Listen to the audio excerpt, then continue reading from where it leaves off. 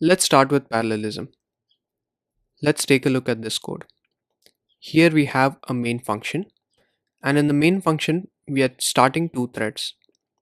In the first thread, we are calling this function called process tags for user 1, and in the second thread we are calling the process tags for user 2. Once we start these two threads, we are calling this function called heavy calculations, which is essentially a task 3. So we have three tasks. Task 1 and task 2 are run on separate threads, and task 3 will be run by the main thread. If we use Java 8, we can reduce this code to look something like this. If we run this program on a quad-core CPU, which means that there are 4 cores in our processor, then we can run these three tasks in parallel.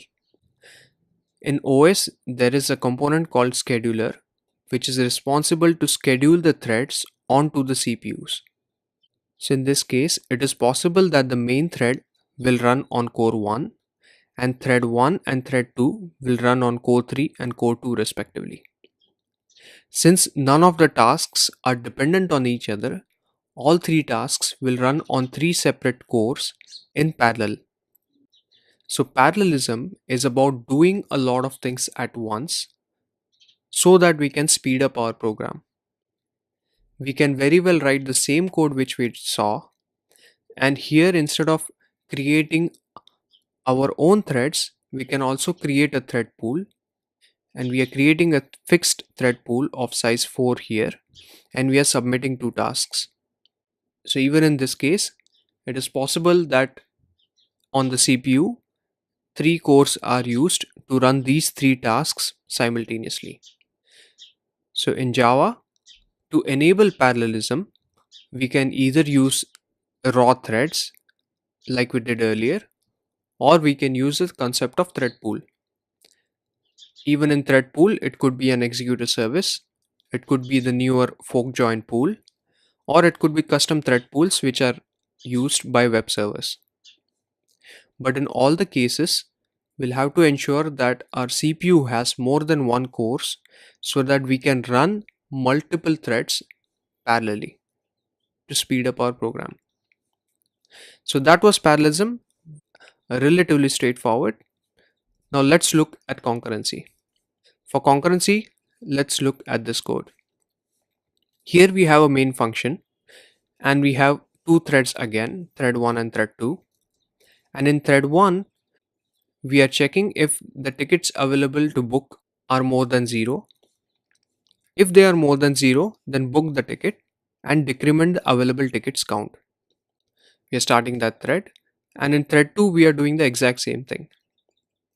So the idea is we can book the ticket only if there are available tickets. And once we book the ticket, we'll reduce the available tickets by 1. After starting two threads, we'll just put the main thread to sleep for a few seconds. So here essentially we have two tasks, and both the tasks are accessing this shared variable. This time let's assume we have only one core on our CPU. Even in this case, our scheduler, which is responsible for scheduling the threads onto the CPU, have the same job. But it's trickier now because there are no multiple cores. So the scheduler will have to do some time sharing between the threads.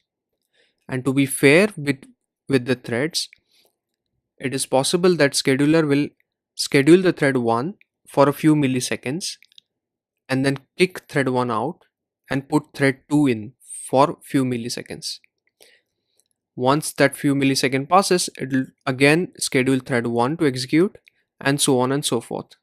This concept is called interleaving of threads. And how much time the scheduler gives to each thread is non-deterministic, and it depends on a lot of factors. So in our case, it is possible that whatever time the scheduler gives for thread 1 to run, it is possible that thread 1 accomplishes all the instructions. So it is possible that it checks the shared variable, books the ticket, updates the shared variable, and by the time thread 2 runs and it checks the available tickets, thread 1 has already updated the available tickets. so there is no problem, our program will run correctly. This flow is not guaranteed because we are never sure if the thread 1 will be able to do all these operations within the allocated time by the scheduler.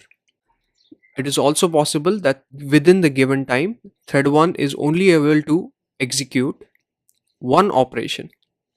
So in this case, thread 1 and thread 2 both will check the available tickets, both will book the ticket, and after that they will update the shared variable count. And this is an incorrect program because if the available ticket is 1, even then both the threads will be able to book the ticket. This also can happen in multi-core machine. So if we have 4 cores on our CPU and if 2 threads are running parallelly in core 1 and core 2, even in this case we are not sure when thread 1 runs which instruction in relation to thread 2. So it is possible that both thread 1 and thread 2 almost at the same time check the available tickets, both book the tickets at the same time, and only after that both threads update the available tickets. And to fix this problem, one of the possible solutions is to introduce a lock. So thread 1 will acquire the lock and only then access the tickets and update the tickets. Once completed, it will release the lock, and thread 2 will do the same thing. So if thread 1 already has the lock, thread 2 will have to wait to acquire the lock and only then it can proceed. So in this case, these two threads are coordinating between each other using a single lock. And that is the concept of concurrency. Concurrency is about dealing with a lot of things at once. And typically concurrency is applied when we have a shared resource which two threads need to access or update, or there are multiple threads which need to coordinate. And in Java, we have a lot of tools to deal with concurrency. We have locks, synchronized keyword, atomic classes like atomic integer, atomic long, concurrent data structures like concurrent hash map and a blocking queue, completable future, which was introduced in Java 8, countdown latch, cyclic barrier, and so on and so forth. So again, concurrency is about dealing with a lot of things happening at once, and parallelism is about doing a lot of things at once. We typically split our sequential code flow into independent components. We use threads or thread pools to parallelize these components so that our program executes faster. And whenever we are updating or accessing a shared resource, or when multiple threads want to coordinate with each other, we use the concurrency tools to ensure that our programs run correctly and are completely fault tolerant. So that's the basic difference between concurrency and parallelism. That's it for this video. Thanks a lot for watching and see you in the next one. Bye.